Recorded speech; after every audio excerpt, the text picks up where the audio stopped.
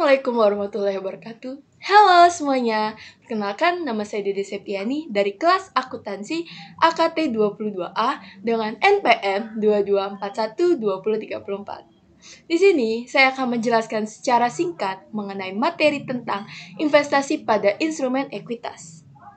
Menurut PSAK 50, instrumen akuntansi adalah setiap kontrak yang memberikan hak residual atas aset suatu entitas yang dimana telah dikurangi dengan seluruh liabilitasnya. Yang dimana pada perusahaan terbatas, hak residualnya terdapat pada saham. Investasi pada instrumental ekuitas mencerminkan kepemilikan atas saham yang telah diterbitkan oleh entitas lainnya.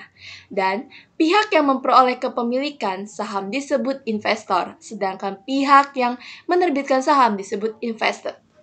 Selanjutnya adalah karakteristik yang terdiri dari menurut Undang-Undang Nomor 40 Tahun 2007 tentang penerapan dan tentang perseroan terbatas, saham memberikan hak kepada pemiliknya untuk dapat digunakan sebagai berikut.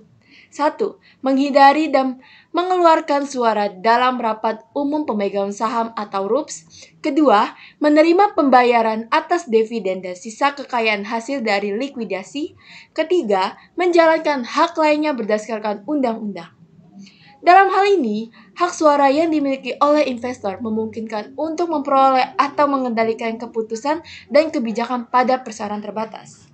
Karakteristik inilah yang membedakan dengan investasi hutang, yang dimana hak investor pada instrumen hutang hanya sebatas penerimaan bunga dari pengembalian pokok utang.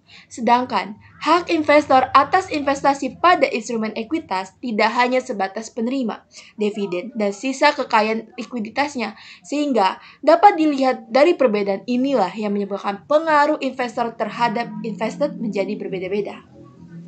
Sehingga adanya pengaruh signifikan. Pengaruh signifikan adalah kekuasaan untuk berpartisipasi dalam keputusan kebijakan keuangan dan operasional investor, tetapi tidak mengendalikan atau mengendalikan bersama atas kebijakan tersebut. Walaupun tidak berpengaruh mutlak, dapat dilihat pengaruh signifikan diperoleh jika kepemilikan investor baik secara langsung maupun tidak langsung sebesar 50 hingga 50%.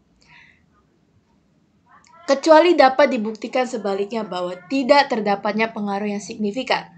Pengaruh signifikan oleh investor umumnya dapat dilihat dari beberapa indikator, antara lain 1. Keterwakilan dalam Dewan Direksi dan Dewan Komisaris atau agen yang setara di investor. 2. Partisipasi dalam proses pembuatan kebijakan, termasuk partisipasi dalam pengambilan keputusan tentang dividen atau distribusi lainnya. 3. Adanya transaksi material antara entitas dengan investor. 4. Pertukaran personal manajerial atau penyediaan informasi teknik pokok.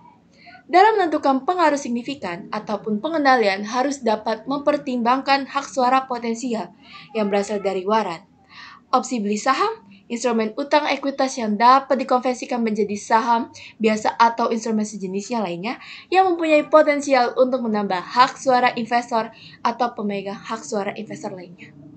Sekian penjelasan singkat dari saya. Saya akhiri, terima kasih dan wassalamualaikum warahmatullahi wabarakatuh.